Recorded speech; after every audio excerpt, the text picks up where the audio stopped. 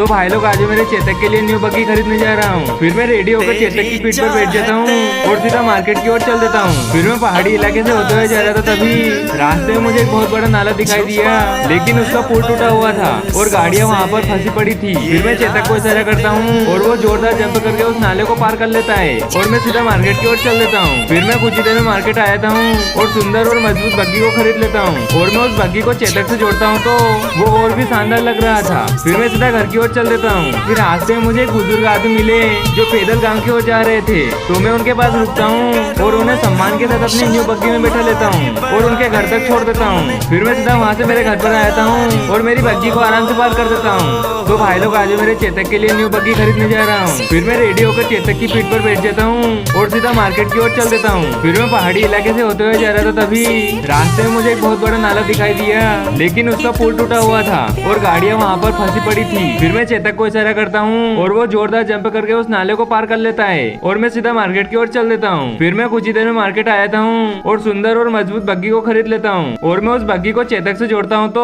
वो और भी शानदार लग रहा था। फिर मैं सीधा घर की ओर चल देता हूँ। फिर रास्ते में मुझे एक बुजुर्ग आदमी मिले जो पैदल गांव की ओर जा रहे थे, तो मैं उनके पास रुकता हूँ और उन्हें सम्मान के साथ अपनी न्यू बग्गी में बैठा लेता हूँ और उनके घर तक छोड़ देता हूँ। फिर मैं सीधा वहाँ से मेरे घर पर आया हूँ और मेरी बग्गी को आराम से पार कर देता हूँ।